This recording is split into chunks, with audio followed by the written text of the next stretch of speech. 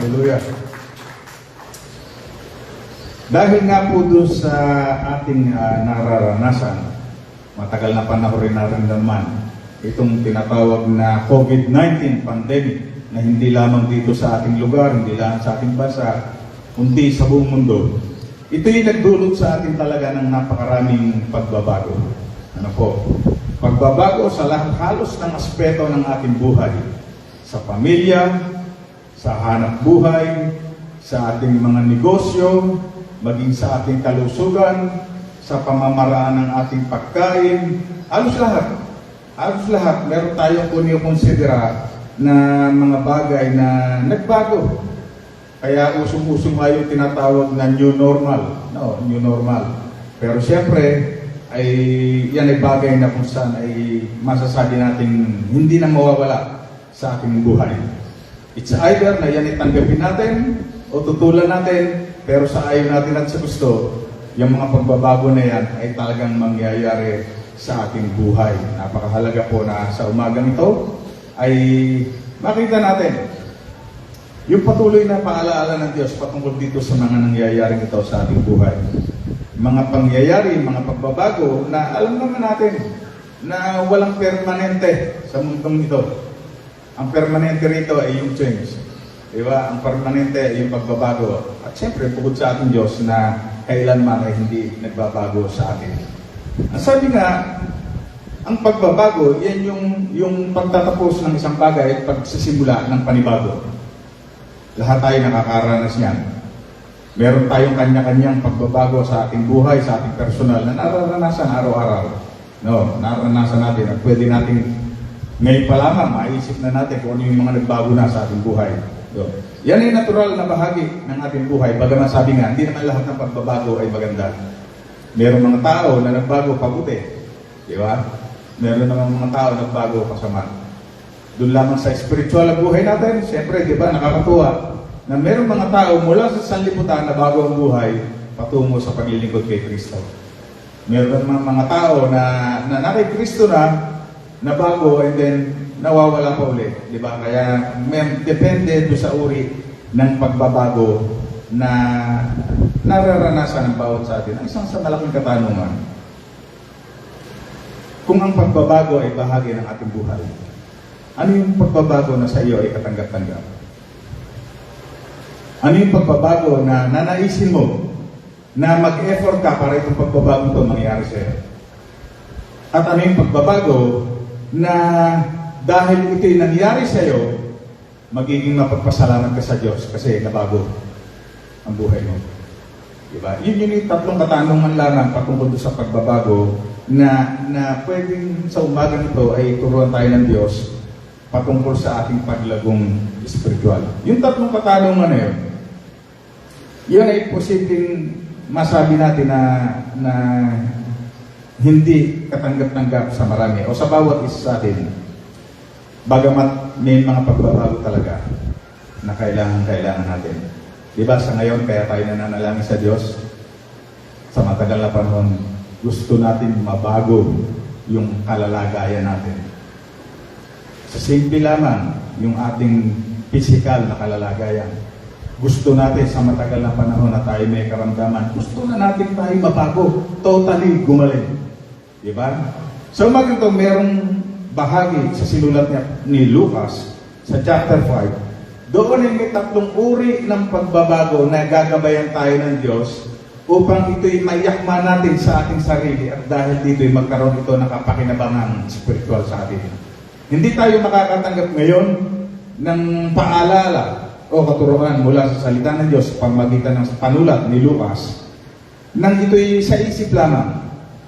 Pag sinabing changes, dapat kung ito'y natutunan natin ngayon, magkaroon ito ng tinatawag na aplikasyon sa ating buhay. Sa chapter 5 ng Lucas ay meron dong mga nakatalang tatlong kasaysayan o tatlong pangyayari na dito kapupulutan natin ng tatlong uri ng pagbabago na nais ng Diyos mangyari din sa ating buhay. Yung unang pagbabago na dapat nating tanggapin, yung accept change that heals you from the past. Di ba, ang tanong kong una, ano yung mga pagbabago na gusto nating matanggap? Yung una, sabi rito, accept change that heals you from the past. Ito'y nakatala sa sinulat ni Apostol Lucas chapter 5, 12 to 15. Ito'y tumutukoy dun sa lalaking ketongin. Lalaking ketongin na ng panahon ng ating Panginoong Sus, pag ikaw ay merong sakit na ketong, incurable. Mag-aantay ka na lamang ng kamatayan, dadalhin ka sa lugar na ayaw mo, i-isolate ka, and then, walang makadadalaw sa iyo. Parang nangyayari na rin ngayon, no? Parang sa COVID, na pag ikaw ay nagkaroon ng COVID na severe, i-isolate ka, hindi ka pwedeng dalawin. Diba? Pero siyempre, iba yung worse, yung kalalagayan ng ketongin ng panahon ng ating Panginoong Sus. Kasi sa ngayon, kaya ko sinasabing panahon ng ating Panginoong Sus, sa ngayon ang ketong ay nagagamot. But unlike before, nung panahon ng ating Panginoong Sus, pag ikaw ay may ketong, katapusan na yun. Makikita mo ang sarili mo sa habang kalalagayan na ikaw ay mauubos unti-unti, makikita mo yung pagkaubos ng iyong mga daliri, mga bahagi na iyong kamay na wala kang magawa. Diba? Wala kang magawa. Kaya nung dumating yung pagkakataon doon sa isang ketongin na yun, ng ating Panginoong Sus ay kanyang ma-encounter, ninasa niya na yung kanyang kalalagayang kaababa ay babago sa pamamagitan ng ating Panginoong Sus. Gusto ng ketongin na yon, siya ay gumaling. Mawala doon sa dating kalalagayan at iyon ay mangyayari lamang sa pamamagitan ng ating Panginoong Sus. That time, kasi nga, ang ketong ay wala ng tagamutan. Kaya kailangan ng isang katulad niya na may sakit na yon, na leper, ay himala mula sa ating Panginoong Sus. Ang sabi rito, yung lalaki na may sakit na yon, na kapag sumimbolo ang ketong sa isang taong may problema spiritually, yun ay sa kalalagayang tila baga hindi na siya makaka-recover. Spiritually speaking. Kasi nga, literally ang ketong, nung time na yun, mag-aantay na lamang ng kanyang kamatayan, ng kanyang kahantungan. Spiritually speaking, ganun din. Pero isa sa magandang bagay dito sa lalaking ito, yung desire niya. Yung desire niya na magkaroon pa siya ng panibagong chance ng buhay. Na kung titingnan natin yung spiritual na kalalagayan ng maraming tao na tila baga wala ng pag-asa spiritually na makarecover pa, makabalik sa Diyos, magkaroon sila ng desire na mabago yung kanilang kalalagayan. Mabago. Kaya sabi rito, yung accept change na maghihil sa atin dun sa ating mga pangit na kalalagayan. Diba? Kung i-apply natin sa buhay spiritual, kasi pag sinabi nga natin na leprosy o leper, spiritually, yan ay diniscuss ng ating Panginoong Sus, na ang isang tao na kapag naihalin tulad ng kanyang spiritual na buhay sa isang tao may ketong, himala na lamang ang kanyang pagbabalik loob sa Diyos. Isang himala. Pero gaya sinabi nga natin, walang imposible sa Diyos. Kapag ang isang tao ay nag-desire na mabago yung kanyang buhay spiritual, kapag siya'y nag-nais na muling makapagbalik loob sa Diyos, kaya-kaya siyang gawa ng himala ng Diyos na ibalik muli doon sa kanyang kalalagayan. Yung leprosy ay maaaring tulad doon sa sakit na sa buhay ng tao hindi mo wala-wala. Na minsan pagtitingnan natin sa ating sarili, ano yung mga bagay na pangit na minsan ang isip natin para ba't hindi na mawawala sa ating buhay? Yung pagkakaroon ng unforgiving heart. Di ba? Yan ay katulad ng leprosy na kapag hindi natin desire sa Diyos na ito'y mawala at tayo'y pagalingin, mabago ang ating buhay mula sa pagiging hindi mapagpatawad patungo doon sa tinatawag na mapagpatawad. Ito'y katulad ng tinatawag na ketong na wala ng kagamutan. Ano yung meron tayo na hanggang sa ngayon pa rin sa buhay natin? Yung meron tayong guilty feeling. Kasi bakit? Sa kabila na tayo ay nakakikilala sa Diyos, sa kabila na tayo gumagawa sa kalooban ng Diyos, sa gawain ng Diyos, pero meron pa rin tayo mga bagay sa ating sarili na alam nating mali. Di ba? Na alam nating mali, nagigil tayo na minsan ito'y nagiging dahilan kaya hindi muna ako sasimba. Di ba? Na may kakayanan tayong mag-desire ng pagbabago sa Diyos kasi kayang tanggalin ng Diyos yan. Ang problema, ang thinking ng marami, tila baga wala ng kagamutan yung kanyang kalalagayan. Yung mga nakaraang kasalanan. Or pwede rin yung mga kasalukuyang kasalanan na patuloy pa rin na nagagawa ng bawat sa atin. Kaya tuloy napapalagay tayo sa sitwasyon na para bagang ang hirap tuloy. Di ba may mga times na nakikita tayo mga kapatid? Na kapag titingnan natin yung buhay, para baga nang minsan nga nagiging judgmental tayo, na para baga, oh, hindi na magbabago yan. Di ba? May mga nagiging thinking time ganun. Kasi bakit nga? Dahil doon sa nakikita natin wala silang desire na sila'y baguhin ng Diyos, na sila'y pagalingin ng Diyos doon sa kanilang spiritual na karamdaman. Sa Isaiah 53:4-6 dito, gustong ipaalala sa atin ng Diyos na kung meron tayong karamdaman, physical o spiritual, kapatid, gusto kang pagalingin ng Diyos. Ang sabi nito sa Isaiah 53:4-6, tunay ngang inalis niya ang ating mga kahinaan. Pinagaling niya tayo sa ating mga karamdaman. Subalit inakala natin iyo'y parusa ng Diyos sa Kanya. Ngunit, dahil sa ating mga kasalanan, kaya siya nasugatan. Siya ay binugbog dahil sa ating kasamaan. Tayo'y gumaling dahil sa pahirap na dinanas niya at sa mga hampas na Kanyang tinanggap. Tayong lahat ay tulad ng mga tupang naliligaw. Nagkanya-kanya tayo ng lakad. Ngunit ipinataw ni Yahweh sa Kanya ang kaparusahan. Tayo ang dapat tumanggap. Ito, pag tingnan niyo mga kapatid, ito yung nangyari sa panulat ni Propeta Isaias. Pero itong pangyayaring ito, pangyayari sa buhay ng ating Panginoong Sus. Di ba? Ang sinasabi rito, pangyayari sa buhay ng ating Panginoong Sus, ikinuwento ni Propeta Isaiah sa panahon hindi pa ipinapanganak si Jesus sa Bethlehem.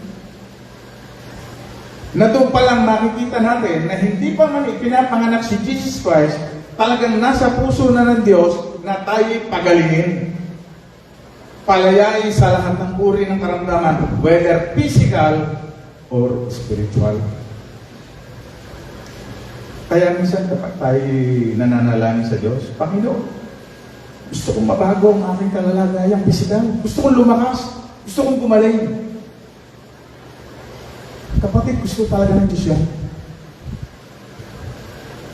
Meron lamang inaalam ng Diyos. Meron siyang tinitingnan. Yung puso na katulad ng may ketong nung time na sinauna, na nakita niya yung talagang pananampalataya at pagtitiwala na siya'y kayang pagalingin ng ating Panginoong Hesus. Kailan pa natin tinanggap si Kristo sa ating buhay? Ano yung hanggang sa ngayon, mga bisyo na meron ka? Na alam mong dapat ay nilinis ka na dyan ng Diyos. Pero bakit naririyan pa? Diba? Mga bagay na parang ketong. Pero sabi nga, mag-desire tayo.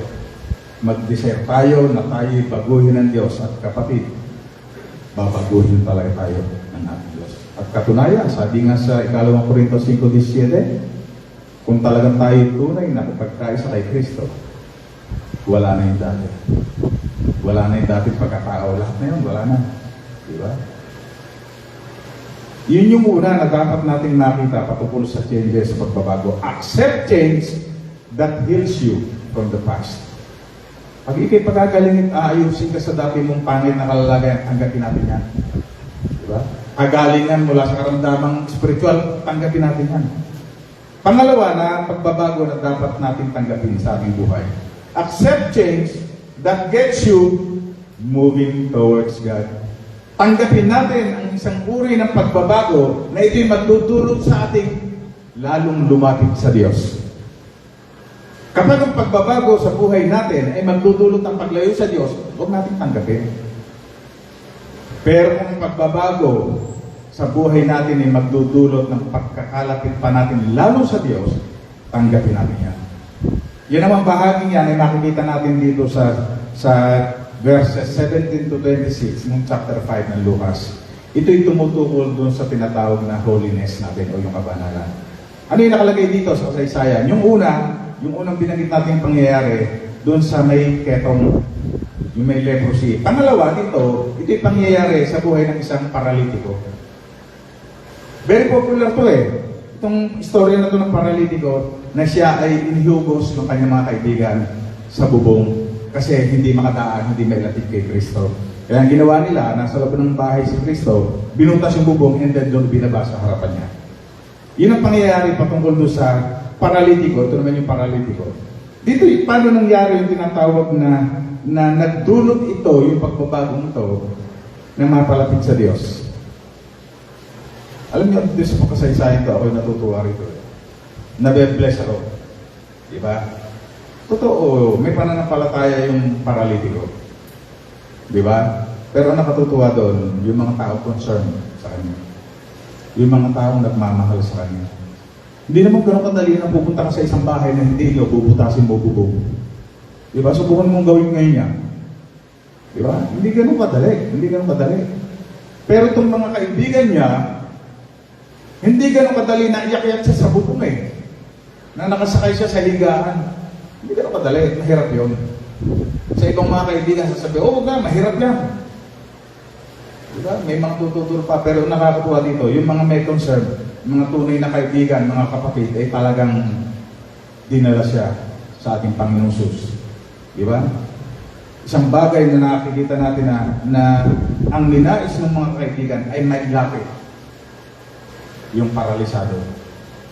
Alam niyo po, pag binasa niyo ang Biblia patungkol sa kasaysayan ng ating Panginoong Sus, nung time na yun, kapag ang isang tao ay may sakit, yan ay kinukonektado sa tinatawag na kasalanan. Kasi may kasalanan ka. Kaya mapapansin nyo, ang ating Panginoong Sus, kapag nagpapagaling, ano sabi rito, pinatawad ka na sa iyong kasalanan. And then yung healing follows. Diba? Yun yung bagay na kung saan ay makikita natin na nangyari sa panahon ng ating Panginoong Sus, na ito'y pwedeng nangyayari pa rin sa ngayon.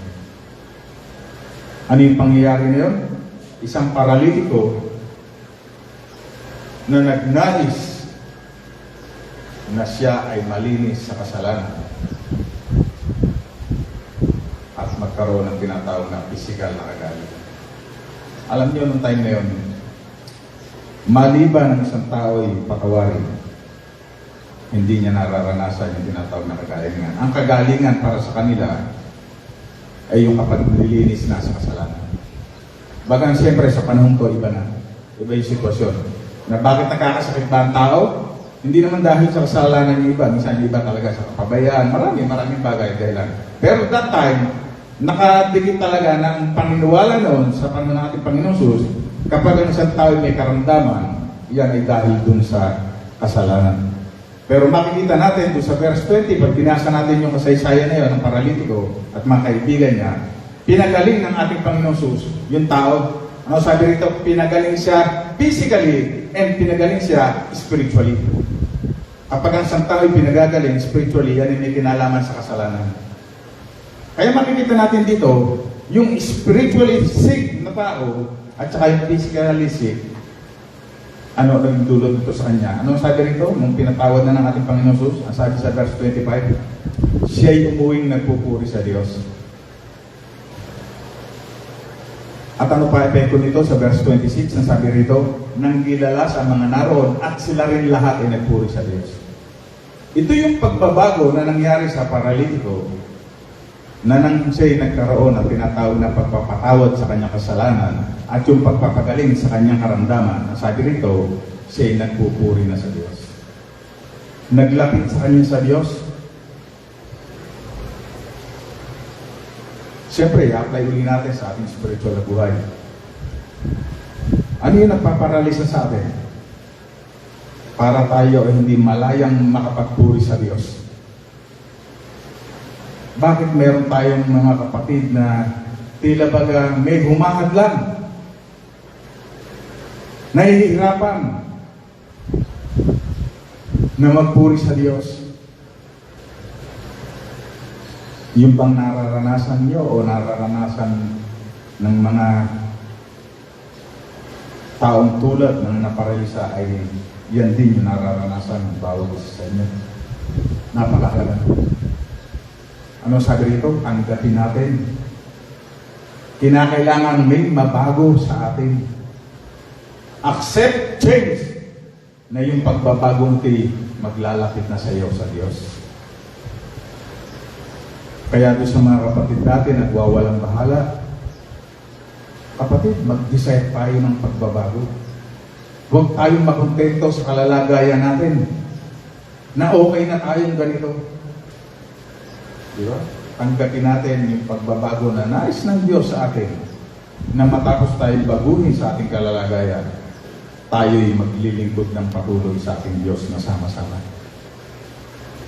At pangatlo na napakahalaga, sabi rito, accept change that God commands. Ano sabi ito sa una para madali natin matandaan? Yung una sabi rito, accept change that heals you from the past. Yung mga pangit na meron tayo, tanggapin na natin, baguhin na tayo ng Diyos. Pangalawa, accept change. Na kung saan yung pagbabagong ito'y maglalapit na sa atin sa Diyos. At yung pangatlo, accept change that God commands. Tanggapin natin yung pagbabagong iniuutos ng Diyos na gawin natin. Diba? Ito yung may nangyari ito sa verses 27 to 31 ng Lucas pa rin. Ito yung may kinalaman naman sa tinatawag na obedience. Ito yung very popular din na kasaysayan. Ito yung patungkol naman kay Mateo, kay Levi. Sino siya? Maniningil ng buwis. Unlike yung leper, nag-decide na lumapit. Di ba? Hinanap si Kristo para siya gumaling, makalaya po sa kanyang kalalagayan. Yung paralisado, ganun din. Nag-decide siya na siya gumaling sa kanyang pagiging paralitiko sa tulong ng kanyang mga kaibigan. Ito, kakaiba. Kasi bakit? Siya ang nilapitan ni Kristo. Tinawag siya. Follow me.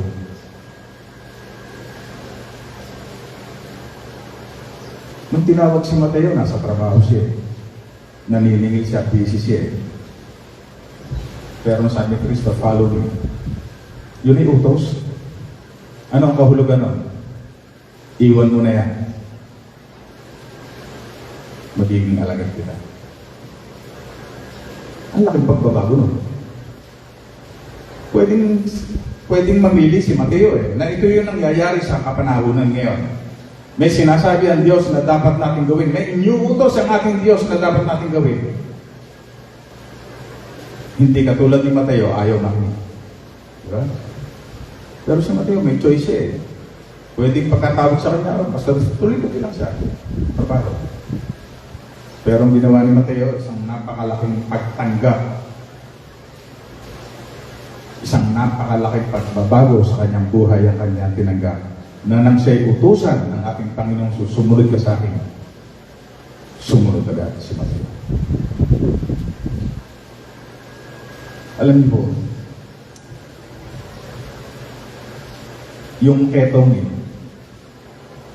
lumapit sa ating Panginoong Jesus para siya'y pagalingin. Yung paralitiko, lumapit sa ating Panginoong Jesus para siya'y pagalingin. Si Mateo, nakaupo lang, nilapit ang ating Panginoon Jesus at tinawag. Kapatid, gaano katagal ka nang tinatawag? ng ating Diyos. Tanggapin na natin ang pagbabago. Sumunod tayo sa utos ng Diyos. At sa pagsunod natin sa Diyos, talagang merong mababago sa ating buhay. Sa pamamaraan ng ating paghahanap buhay, sa pamamaraan ng ating pagkilos, sa pamamaraan ng ating pagsasalita, sa pamamaraan ng pakikitungo natin sa mga kapatid, sa kapwa, talagang merong mababago. Pero sabi nga, sa lahat na pagbabago at pagtawag ng Diyos sa atin, magtiwala tayo kasi iyan ang the best na pagbabago na mararanasan natin sa ating buhay. Yung pagsunod sa tawag ng ating Diyos. Nasabi nga rito yung tatlong katanungan at tatlong bagay na kailangan natanggapin natin sa ating buhay ng mga pagbabago. Accept things that heals us from the past. Accept things that moves us towards God. Accept things that God commands. Itong tatlong to ay pwede natin salaminin sa ating buhay. Ito ba'y nagkaroon na ng pangyayari sa ating buhay? Ito ba'y nabago na? Nabago na ba tayo mula dun sa dating tila baga walang kapag-apag-asang buhay espiritual?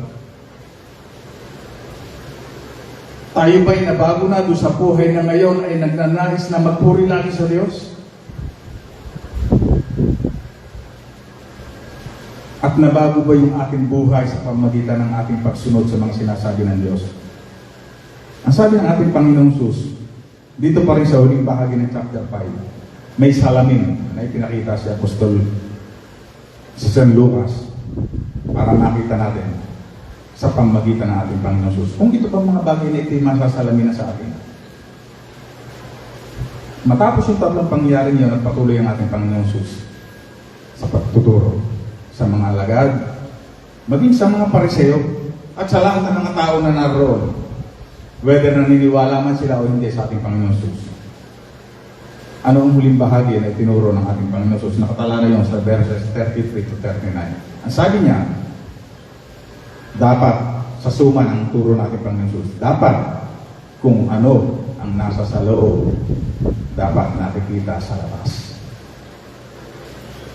Kaya inihalin tulad niya yun dun sa lumang sisidla ng alak, dun sa lumang alak. At dun sa bagong sisidla ng alak, dun sa bagong alak. Anong sabi? Hindi po pwede na bago alak, luma sisidlan, puputok. Hindi pwede paghaluin yung lumang sisidlan dun sa bagong alak. Ang sabi rito, mababasag at magiging walang pakinabang. Ang sabi ng ating Panginoong Sus, kung ano yung laman ng puso natin, dapat nagre-reflect yan sa ating buhay.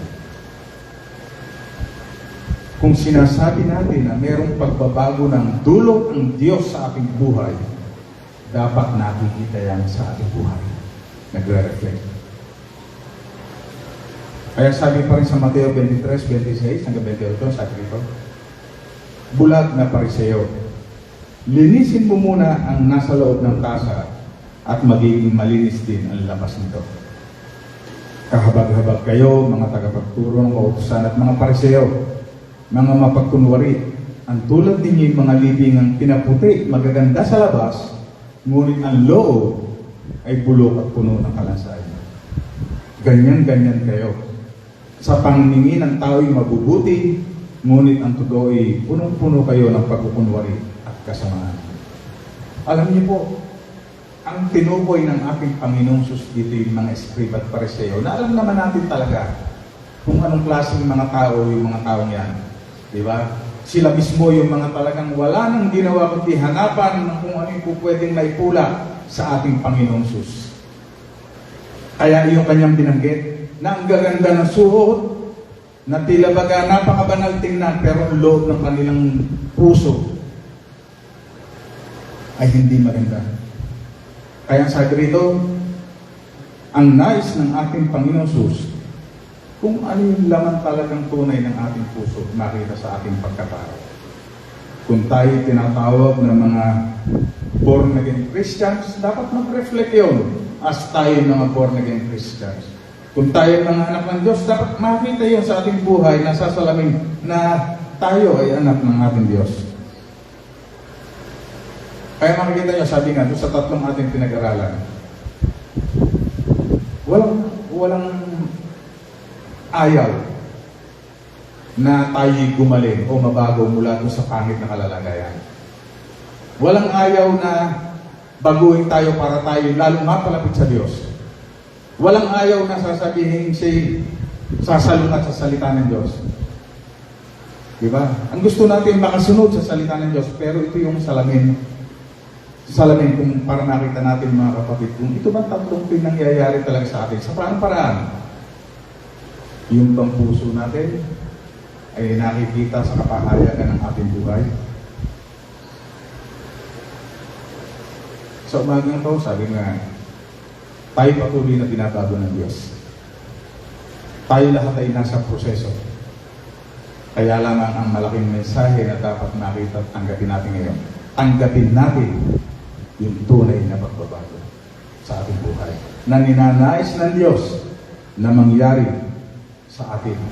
Sapagkat maliban na tayo tunay na mabago mula sa ating buhay na dati na tayo makasalanan, hindi tayo makararating sa biyaya ng kaligtasan kung hindi magkakaroon ng tinatawag na kapahayagan na kung ano yung nasa puso natin tinanggap si Kristo, dapat makita yun sa ating buhay.